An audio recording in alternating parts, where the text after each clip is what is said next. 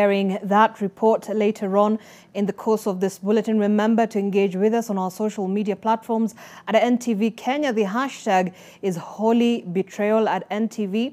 NTV Weekend Edition, that's another hashtag. You can also tweet and tag It's Brian Obuya as well as Zainab Ismail to just watch out for your reaction on that report.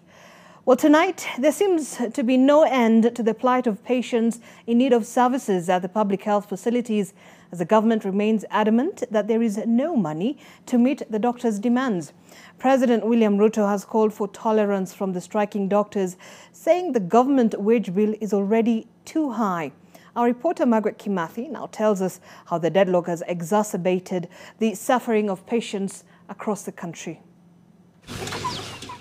In Sitila Village, Kabuchai constituency, we meet Oscar Wafula, who has battled a spinal cord complication for 6 years.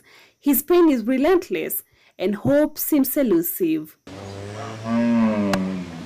But as the doctor's strike enters the 4th week, Wafula's plight worsens. He clings to the fragile thread of faith, hoping for relief as he cannot afford treatment at a private facility which is costly. Saizi tunahitaji 500,000 ambayo inahitajika katika kufanya hiyo surgery, na ilisemekana ipangwe haraka iwezekanavyo kwa sababu the left side pia imeanza kuwa affected.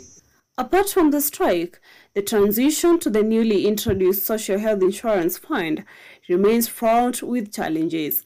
Many health facilities refuse to accept patients with the SHIF card, leaving families stranded, just like Wafula in their hour of need. Tafadhali, hii SHIF muiangalie katika hali ya kiundani, kwa sababu Mkenya wa kawaida anaumia sana. Saizi hata ukienda NHIF yenyewe, hakuna hospitali saizi inachukua NHIF. So most patients wanafika pale wanarudishwa nyumbani, wanakufia huko katika hali zao. Private hospitals, they normally refuse. Juu wanasema serikali haiwalipi in time.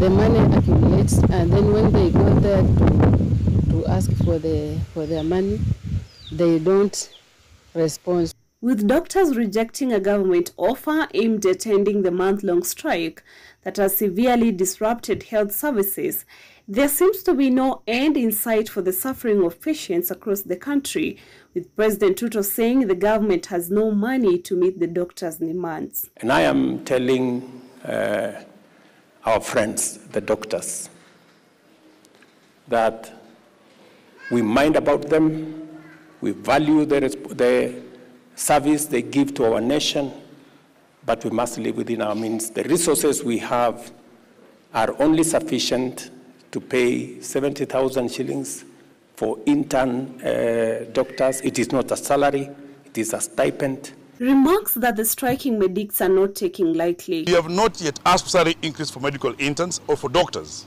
but it is contained in our new CBA, which has not been negotiated. Therefore, this is what has been paid for the last 7 years. It is just a shock to us that then it's being reduced in 2024. But the government insists the wage bill is already too high and some of the demands cannot be met. We are spending 1.1 trillion shillings every year to pay salaries and wages of the 2.2 trillion we collect. It is way above what we should be spending. Ile kodi wa Kenya wanatoa ndio tu tunalipa kila mtu mwingine ambao wanatumikia wananchi wetu. Lakini tunatabua kazi ambayo madaktari wanafanya, na mimi najua as our economy improves, the welfare of our doctors will also improve. Interventions to have the two factions stand down from their hard stance have hit a snag, with the health CS being put on the spot over the deadlock. Susan Agumincha, CS. Kwa hiyo, toka kwa mazishi, toka kuongea na madaktari kwa barabara, murudi mkae chini, mkubaliane ili madaktari warudi kazini, Wakenya wanaumia. With the government remaining adamant that it will not honor the doctors' demands, the fate of countless lives continue to hang in the balance. Margaret Kimathi, NTV.